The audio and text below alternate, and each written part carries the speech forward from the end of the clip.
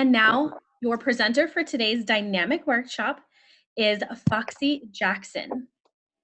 Foxy Jackson is a SANE RN, certified coach, a Reiki master, advocate, all in together emerging leader, the Dallas cohort, president of Foxy's I Speak, and best-selling author.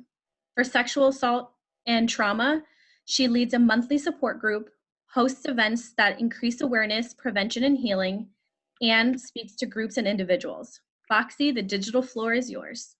Thank you, Melanie. Hello, everyone.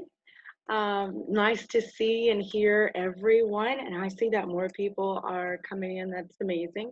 I'm going to go ahead and share my screen so that we can get to the PowerPoint.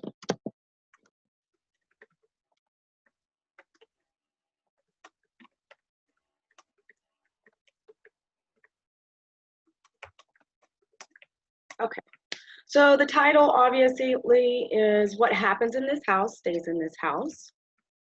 I will tell you that I'll be reading some things, and that's because it's being interpreted and I want to complete all the content. If you have questions, if you would like to post them in the chat box so that you do not forget them, that would be wonderful. I'm going to try to get to all those questions at the end. Melanie has already done a wonderful job. The only thing I will say about my bio is that now I am a fellow for All In Together for their Southeast region, which is all of the South from Texas to the East Coast.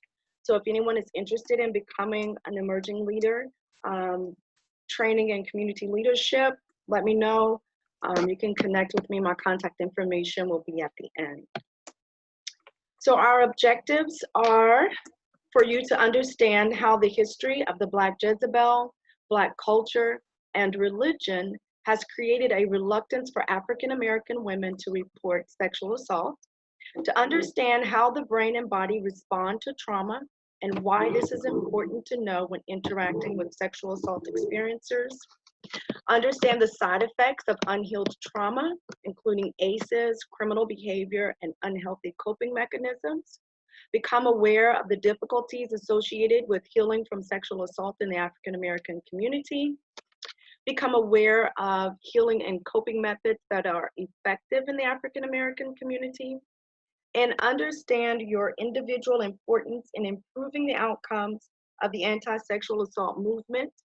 I think I clicked the button. Hold on. Sorry, guys. The anti-sexual assault movement in the African American community. I don't know why Kristen is showing up. Put that down there. So there are three main sources that influence the delayed disclosure of sexual assault in the Black community. And that's the Black Jezebel, Black culture, and the Black church.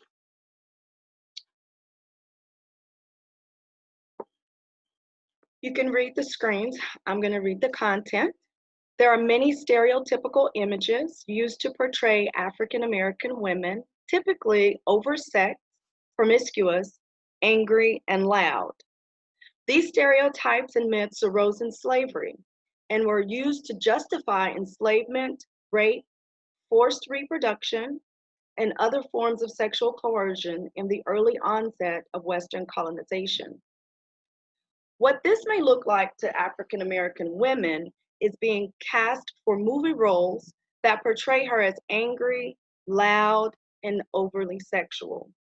Common titles used are the video girl, who uses sexuality to obtain success in the entertainment industry, the gold digger, who uses sex for economic reward, and the diva, who uses sexuality to increase her social status. Other present-day Black Jezebel labels are hoochies, hood rats, and welfare queens. Simply, being a Black woman creates an image of being sexually available and sexually uninhibited. Now, the influence of the Black Jezebel shows up in the legal system when, despite evidence or witness accounts, perpetrators either receive significantly shorter sentences or receive no punishment for raping or sexually assaulting a Black woman. In fact, in the 1800s, the law was race specific and specified that only white women could be sexually assaulted. Although a Black man could be lynched, castrated, or incarcerated for raping a white woman, there was no punishment for doing the same to a Black woman. This truth has promoted incest, rape, and sexual coercion of African American children and women. Now, this is a picture of how the Black woman is portrayed around the world. The title is in Portuguese, and it says, A Mulher Negra Insaciável, which means the insatiable Black woman. After a woman experiences sexual violence, the best response is to seek help from community resources. This may include law enforcement, social work, medical personnel, spiritual leaders, shelters, or other types of community resources. With each one of them, questions are asked to either create a report or qualify the individual for intake. Questions about what the victim was wearing, if the assailant is a known individual, the victim's sexual history, and the details of the sexual assault are often asked without a trauma-informed approach. This may lead the victim to feeling encouraged to not pursue legal action, to not access other community resources, and to feel depressed, anxious, disappointed, and violated because of the interactions with these individuals who are supposed to be helping the victim. For those who do choose to seek help, they may find that there are no resources where they live. They may have to travel outside their neighborhood into another neighborhood that has few African American social workers, therapists, medical staff, law enforcement, etc. Further, they may be unable to afford the needed physical or mental care due to lack of insurance. Now, all of these things have influenced what we call the Black culture. Internalizing the Black Jezebel stereotype may inhibit the Black woman and others around her from recognizing an event as sexual assault and the woman as a legitimate victim. The reason is because she may blame herself for the sexual assault. For example, this would not have happened had I not gone over there, or had I worn something different. Then the unspoken call for the African American woman to be the strong Black woman creates a culture in which the Black woman is unable to show the vulnerability necessary to acknowledge the child's sexual assault or the adult rape. The strong Black woman is one who handles all trauma without any assistance of another person. Now, couple that with the history of Black men being falsely accused of raping white women, they will get the aforementioned punishments like incarceration, castration, lynching, and even death. Now, there is still a cultural mandate that the Black woman protect Black men, sorry. And these women often delay disclosure because of this. So a report by the Bureau of Justice Statistics found that 85% of sexual assaults for African Americans are intraracial, meaning Black on Black. This causes some women to abstain from reporting their sexual assault due to the belief that the Black man will receive unfair treatment by the legal system, despite the relative facts we've already covered, that they don't receive any punishment, and if they do, there's very little punishment for raping a Black woman. The next thing is poor socialization of sexuality, which means members of the Black community do not talk about sex openly. It is commonly a source of shame and judgment. Children are taught socially acceptable names for their body parts instead of the medical terms, which reinforces shame of the body and how the body responds. Now, I'm very opposed to this because there are times when children will outcry and no one recognizes it as an outcry because, for example, the child may say, Uncle Johnny keeps touching my cookie. But that is not meaning a cookie that you eat like food, but it's meaning her genitalia. Without freedom to speak about sexuality and these unrealistic mandates of the Black culture, hopefully you can now understand why what happens in this house stays in this house. Now, when it comes to religion, we have to speak about the Black church. The Black church is traditionally a powerful influencer in the Black community and is considered an extension of the Black family. Per survey, 85% of African Americans ascribe to being part of some religious group. The clergy and the church members are looked upon as doing the will of God.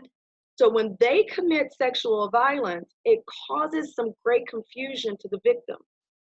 One victim said, "How can I believe in Jesus' love for me when the pastor who preaches and teaches about Jesus does things that are the exact opposite of what is preached and taught?" So normally in my live sessions, I would pause right there just so that you can grasp the magnitude of that statement. In many cases, if the sexual assault is reported to church personnel, it is handled in-house, meaning within the church denomination, and it is not reported to law enforcement.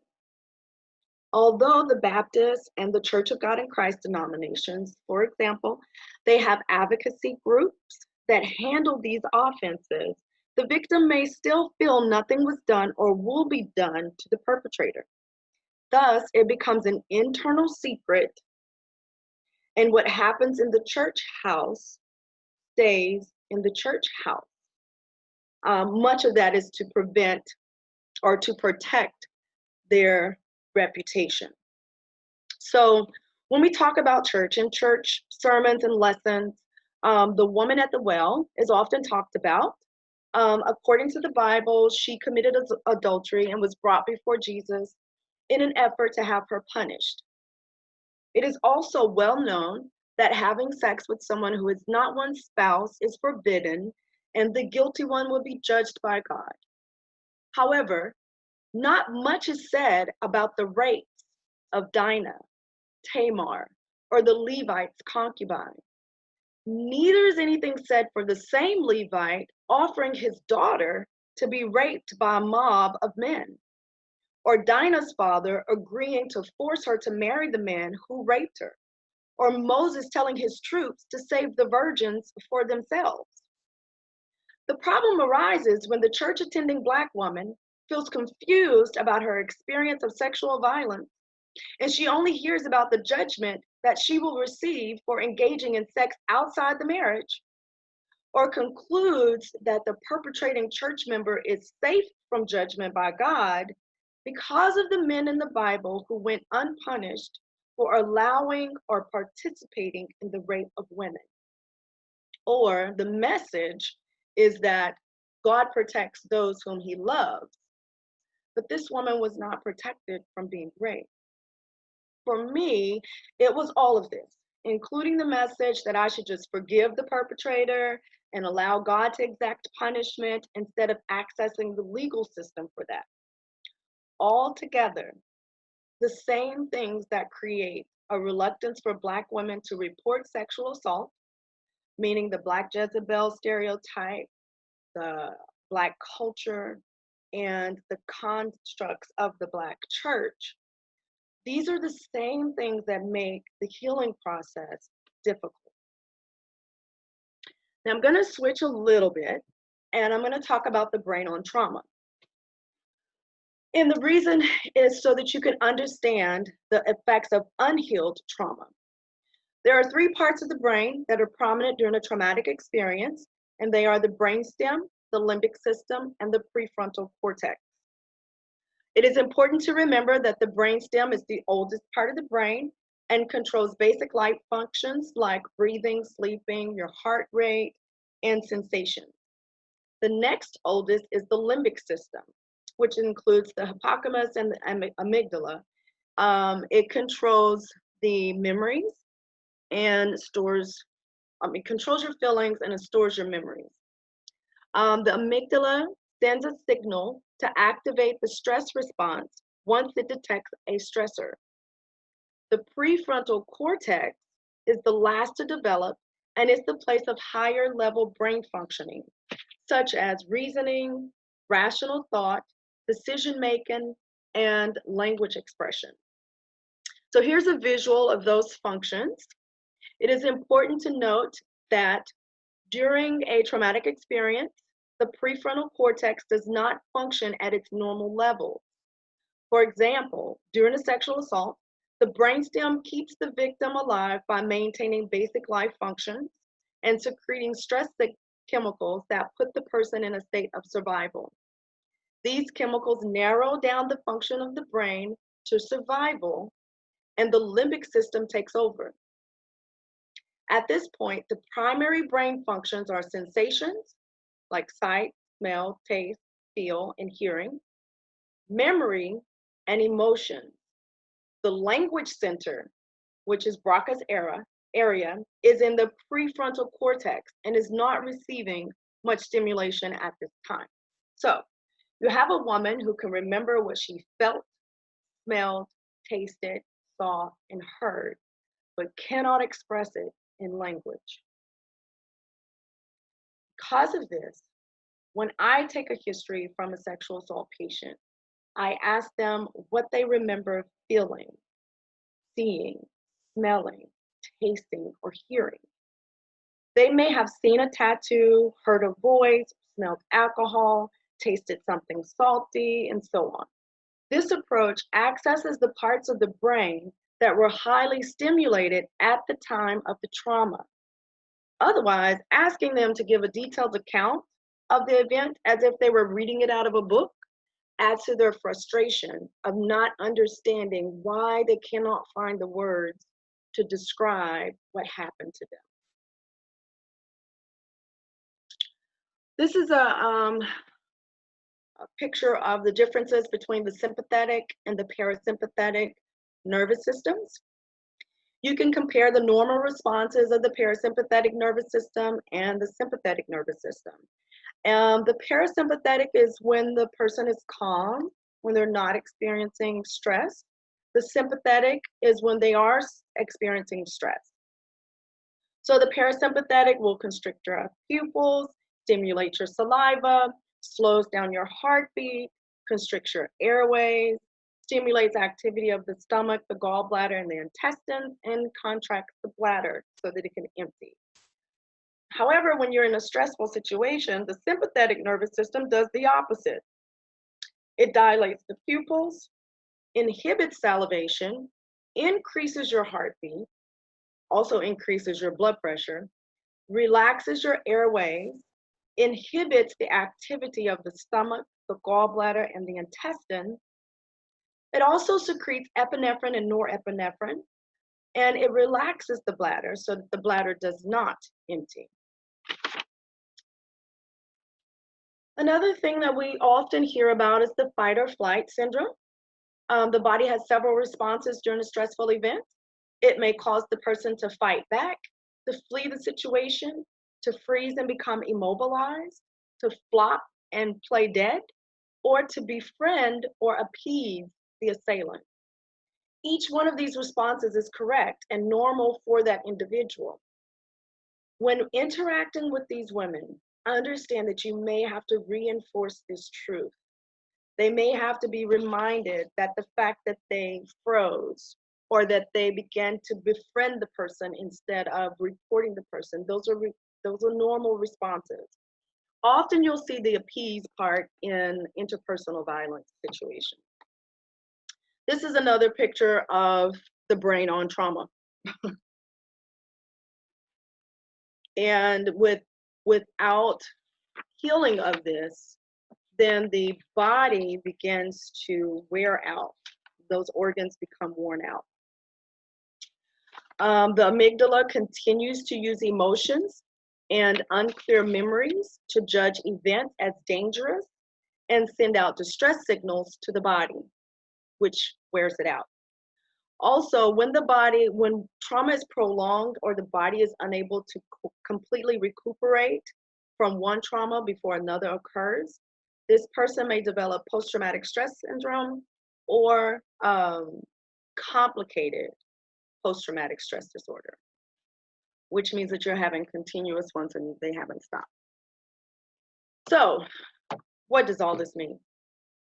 When interacting with trauma clients, remember, they may have disorganized thought, they may have difficulty with chronological order, they may have irrational behavior, difficulty remembering. They may also deny or report with cognitive dissonance that their bodies responded physically to the sexual activity. Reassure them that this is a normal response of the body, and it does not mean that they enjoyed it or otherwise approved this assault. So what happens when the trauma is not healed?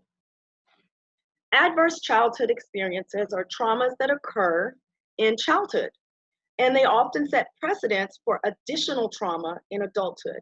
They create negative effects on the physical, emotional, and behavioral bodies. These are relevant because about 62% of adults have experienced some type of traumatic event during childhood. About 1 in 5 African American women are reported to have been raped at some point in their lifetime. That equates to about 3.1 million Black rape victims and 5.9 million Black survivors of other forms of sexual violence, such as sexual coercion and unwanted sexual contact. That's a lot of people, and it doesn't even include those who did not report. These are a few of the diseases and disorders commonly seen in adults who have some form of childhood trauma. You will notice many of these are prevalent among Black women. I want to point out that substance abuse is a coping mechanism, and I have noticed it a lot in sexual assault patients. If you approach substance abuse with the understanding that it's a method of coping with a traumatic event, your approach to the patient may be more successful, and it may show that you are using a trauma-informed approach. And with all of these things, when it comes to substance abuse, prostitution, along with that comes criminal behavior. So, although very quickly, we have talked about how the Black Jezebel, the Black culture, and the Black church have contributed to the African American women not reporting that they've been sexually assaulted, and how this results in difficulty healing from the trauma. We've also reviewed how the body and the brain respond to trauma and why this is important when interacting with sexual assault patients or clients. We listed a few of the diseases, disorders, and behaviors that are commonly seen among adults who have experienced ACEs. And hopefully now you have a better or renewed understanding of the saying in the Black community that what happens in this house stays in this house, and the devastating consequences of that mandate. So in everything that I do, I always want to talk about healing. We talk and talk and talk about sexual assault, but we also have to talk about how to heal from it. What do? How do you aid in the healing process for these women? First, remind these women that the courage, strength, compassion, and love that they need to heal begins with them. Their primary objective is to begin to give these emotions to themselves. It is also the most difficult. After experiencing much victim shaming, victim blaming, and disbelief, they may internalize these feelings and project them onto themselves as a coping mechanism. For example, if I dislike and blame myself, it doesn't hurt so bad when someone else does it. Teach them to be present, to be mindful, and to be aware. Now, this is my favorite part, journaling. Journaling is my number one assignment that I give to anyone healing from trauma. Writing is cathartic, and it accesses a different part of the brain and the soul. The process and action of writing forces the prefrontal cortex to work with the limbic system. Remember, that's where your emotions and your memories are. Thus, there's a non-threatening action that is encouraging the person to put words and memories together. This is lost during a traumatic experience. So journaling helps the person recognize, process, and feel emotions. Now, this is necessary in order to heal these emotions because you cannot heal what you cannot feel. I know people love to get massages, and some people are like, what does that have to do with anything? Many do not incorporate massage or even recognize the benefits. I used massage therapy as touch therapy. My massage therapist is trained to massage all persons, including those who have experienced trauma. And I began getting massages with much anxiety and with my husband in the room sitting next to the bed. Over the years, it progressed to me feeling comfortable with another man touching me while I was in a vulnerable position, meaning the lights are dim, my eyes are closed, and I'm naked. Massage also helps with stimulating the parasympathetic nervous system, which is the part that is activated when the person is calm. It is also the part that is never turned on when you have continuous trauma. It improves sleep, reduces depression and anxiety, decreases stress and pain, and improves overall health and wellness. So now I'm going to take a little break. I don't know how much time I have. I'm going to stop this share for just a minute. And I want to see if everyone can post. Oops. I just did something I didn't need to do. Shelly, if you will monitor that in the post, in the chat, I want people to post what are some things that you can do in your own individual roles to promote safe disclosure of sexual assault, to get people to get this help and these resources into the house. Oh, that's Tanya. I thought someone was talking, but it's Tanya that's translating, sorry.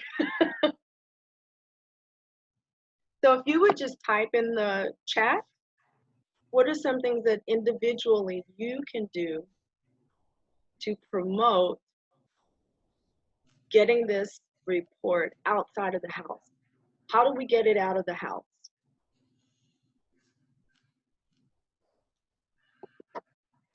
Be open about believing survivors in person, on social media, in the workplace. I love art therapy. When I do events, I incorporate art therapy because you're able to see, it's the same thing as writing, so it connects to a different part of the brain. Be a resource inside the house.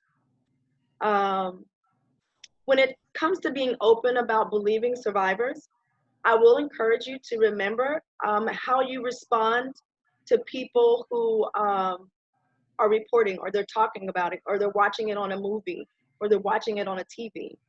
If your response then is of disbelief, that person is going to remember that when they experience sexual assault and they think, oh my gosh, I need to tell someone. But they're going to remember how you responded to the person on the TV. Empathy and understanding, letting people know that it happens more often that is reported. Absolutely, absolutely. So I think I'm down to 32, so I'm gonna go back to share.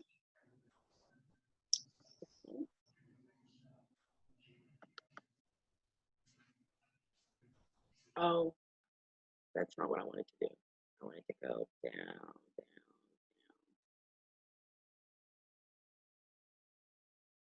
Okay. So church involvement in sexual assault awareness and prevention. Get your churches involved. Get the youth ministry or the community outreach portion involved in sexual assault awareness and prevention. Talk about those things within the Black culture, within the Black church. Diversify the staff of rape crisis centers. There needs to be some advocates that look like the people who are coming in, whether they're Hispanic, they're Asian, they're Black, whatever. They need to have someone there that looks like them, someone who understands those cultural mandates. Increase community awareness of the resources. There are plenty of resources, but many times people don't know about them. Trauma-informed training for all who interact with sexual assault individuals, meaning the law enforcement, the social workers, the teachers, the medical staff, the shelter staff. Everyone needs to know, because I've had some people at shelters when we call to get spaces and rooms, they're very harsh to the women over the phone. Teach against rape myths, that she asked for it, or that she was just too fast, meaning that she was too promiscuous or she was too sexual. That it is anybody's fault for being sexually assaulted, because it's not. Conduct research. There's very little research on Black women and sexual assault. So even though I'm going to show you references at the end, a lot of them are at the earliest, maybe 7 years old. Most of them are like 10, 20 years old. So we need more research in this area. Civic engagement, register to vote, update your voter registration, become aware of those things that are affecting our community locally, by state, and federally when it comes to sexual assault. Become self-aware. Understand and look at yourself when you are responding to victims of sexual assault. And I hate to say the word victim, but for the intents of this session, I will use that word. Become self-aware on what your beliefs are when it comes to these sexually assaulted individuals. So this next slide is All In Together is what I'm a fellow of. And these are links to complete your 2020 census. If you do not complete your census, if you do not encourage other people to complete your census, you do not exist when it comes to federal funding. Federal funding is often how we get funding for shelters, for sexual assault and crisis centers. A lot of that comes from there. The locations within communities that are underserved. That all comes from completing a census so we know where the people are. Update your voter's registration. Make sure that it has your correct address, your correct name, and vote. Vote for those representatives locally, the sheriffs, the judges, the DA, the state representatives, the governors, the county commissioners. Vote for those who are responsible for the community. Okay, why is this important? And I love this little thing. I use it all the time. The caterpillar says to the butterfly, "You've changed." And the butterfly says, "We're supposed to." Sexual assault affects everyone in the community, making it everyone's responsibility to become involved in the healing process. There are millions who have reported being affected by sexual assault, and millions more who are still keeping it a secret. We are supposed to change, evolve. It was my intention that you would hear or see something that ignited a change within you, a change that created healing and understanding for you and someone else. If we are to make a difference in the mental health, physical health, behavioral health, and the criminal presence in the Black community, We must remain serious about implementing solutions that increase reporting of sexual assault so these women can obtain the healing that they need and deserve. Here's my contact information and my social media presence. I would encourage you to save the date for September the 12th. I'm going to do a virtual workshop on sexual assault, domestic violence, and mental abuse. I would love to have everybody there.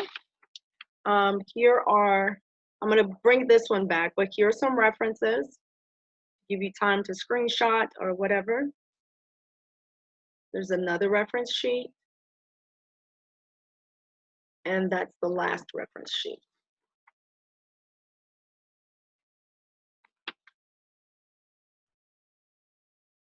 Okay. I'm going to stop the share. And Shelly, were there any questions that I needed to answer real quickly? No questions. There were a lot of people saying thank you for the reminder about remembering to vote. Thank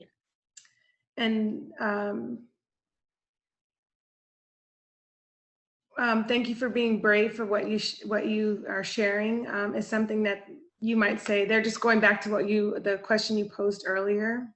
Okay. Yes. And the importance of voting for judges as well. Yes. Yes. Yes. All in together, like I said, I'm a fellow with them, and they encourage women to become involved in civic leadership. Often women say, I don't know enough. That's one of the common things. As long as you know yourself, you know enough to become involved. That doesn't always include like the Senate or Congress or anything like that. You can become involved in the PTA. You can become involved in the school board. There are many places where you can become involved in. Even working in your church, for those who go to church, making these community outreach, or making youth services where you have a sexual assault nurse examiner come in and explain to the women or to the youth or to the whole congregation, like, what does that mean? What does it mean to go and get a sexual assault exam or a medical forensic exam? Why is that a benefit? What are my time frames? What is sexual assault? Many people don't know what sexual assault is, especially in the state of Texas. Sharing my naked videos or naked pictures that I've given to you in private, sharing them across the social media without my permission is sexual assault in the state of Texas. And I keep saying in the state of Texas because it changes based upon states, which is why it's so important for you to get involved, understand what your state says about sexual assault, understand what the statute of limitations is for sexual assault in your state. Spread that news, get involved and get those things changed if they're unfair. What is your state doing about the backlog of rape kits not being processed? Your voice, from whatever perspective you have, is enough to encourage these people to do what they're supposed to do. Politicians care about two things, money and constituents. If you're not registered to vote, you're not a constituent. If you're not giving them money, you don't matter. So, I'm sorry. 5 minutes. Can you put your contact information back up, please? Back up? Yes. Hold on, let me go back to share. And then Paola's asking if they will get an email about your workshop in September. Absolutely. Is there a way for me to get their email addresses from the conference? I think maybe what would be a really great option, just because the emails are attached, there are two things. I would encourage everyone to reach out to Foxy. She is amazing, obviously. Right. And if you also connect with us on the Whova conference app, there's a lot of really great conversations happening. You can go into specifically her session and then share your contact information so that you can make sure that you get that that reminder for her September 12th virtual workshop. Yes. I want to really quickly, I want to thank Foxy. Thank you so much for sharing your time, sharing your energy, and really just sharing your existence with all of us here in Texas. Those of you who joined in from a completely different state, thank you for supporting TASA. Thank you for hearing all of the great speakers that we've had today, and specifically being a part of Foxy's workshop. It is great, and we know that 45 minutes isn't enough, and we hope that you continue to interact with her, you interact with the rest of your participants on the Whova app.